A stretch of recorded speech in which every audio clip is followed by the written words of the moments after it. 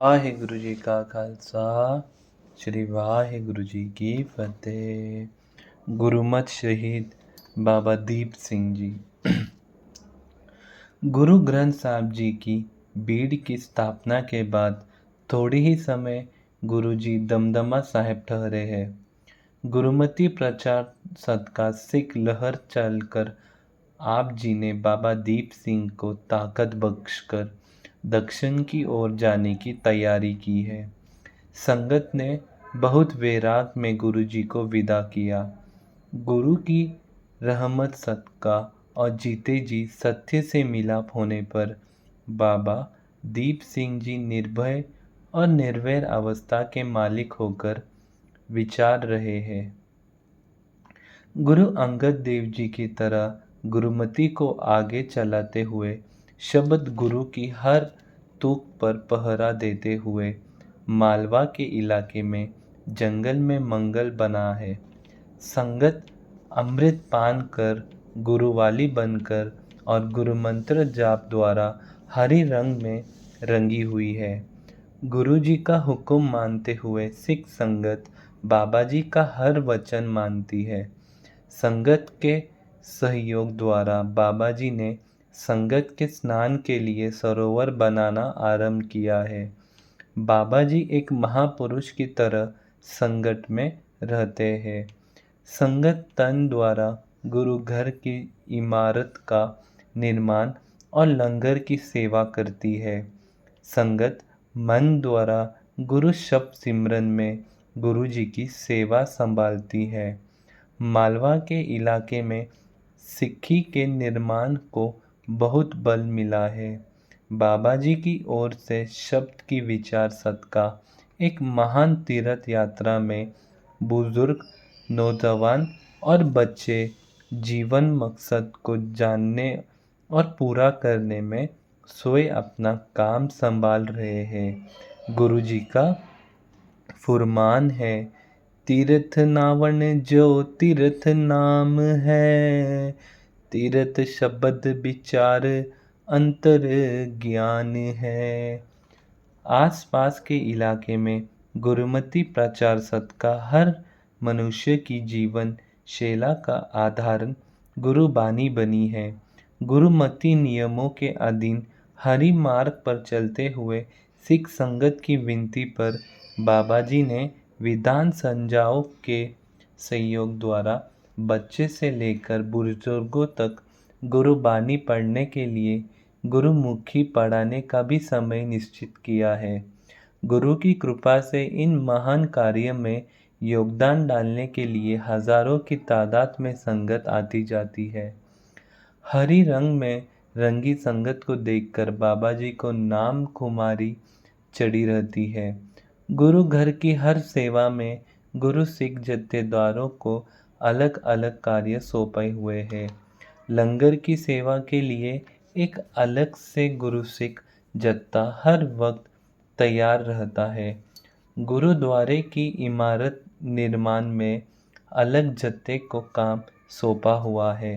संगत के ठहरने के प्रबंध के लिए अलग जत्थे को तंबू लगाने की खास हिदायतें दे रखी है। गुरुमुखी पढ़ाने का काम पढ़े लिखे विद्वान सिख जनों के हिस्से में आया है। गुरुबानी को पोथियाँ तैयार करने के लिए शब्द विचार में परिपक्व लेखक गुरु सिख फर्ज निभा रहे हैं। दोनों समय के नित्यनेम को पूर्ण करके बाबा जी सोए गुरु ग्रंथ साहिब की बीड़ तैयार करने के लिए आनंद में चले जाते हैं। बाबा दीप सिंह जी की इस मेहनत को जानकर सिख संगत जब शब्द विचार सदका गुरु के धर्म को समझती है तो बाबा दीप सिंह जी जैसे गुरुमुखी के धर्म कर्म को देखते हुए विचार करती है।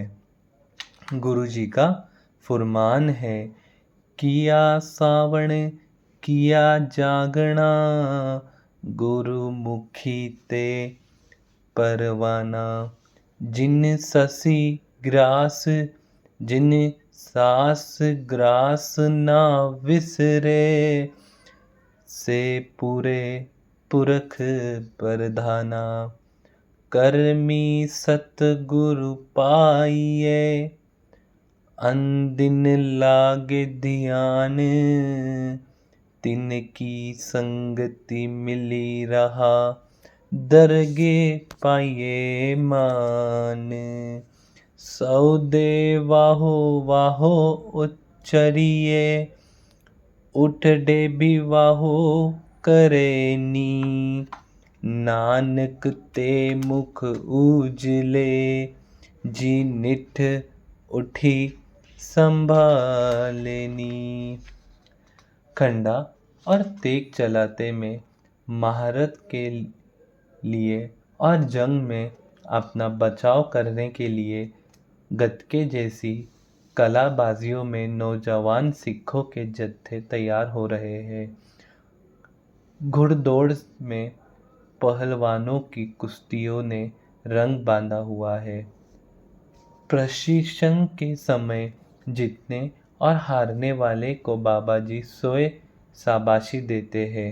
बहुत दूर दूर तक इस गुरुमति कार्य की महिमा हो रही है। एक एक गांव से लोग बैलगाड़ियों और घोड़सवारी द्वारा पूरा पूरा परिवार गुरु घर के दर्शन के लिए आता है। गुरु शब्द विचार द्वारा खेल समझकर अमृत की दात प्राप्त करते हैं। शास्त्र विद्या को अलग अलग गांवों के नौजवानों के आपस में और असल रूप में मुकाबले करवाए जाते हैं। धीरे धीरे यह गुरुमति यहाँ तक फैल रहा है कि गांवों में आम और खास झगड़ों को निपटाने के लिए गांव के मुखिया बाबा जी तक पहुँचते हैं।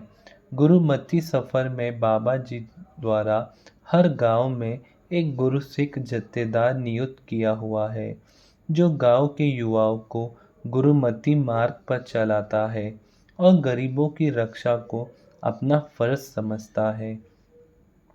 4 साल के समय में गुरु की बख्शिश और बाबा दीप सिंह जी के नेतृत्व में यह गुरुमति वृक्ष इतना फला फूला कि आसपास के इलाके में हर मानव इसकी ठंडी छांव का आनंद ले रहा है। गुरु जी का फरमान है, सतगुरु धरती धर्म है, तिस विच जेहा को बीजे तेहा फल पाए, गुरु सिक्खी अमृत बीजिया, तिन अमृत फल हर पाए। ओ ना हलत पलत मुख उजले, ओई हर दरगे सच पैनाए। वाहिगुरु जी का खालसा, श्री वाहिगुरु जी की फतेह। धन बाबा दीप सिंह जी महाराज, धन बाबा दीप सिंह जी महाराज।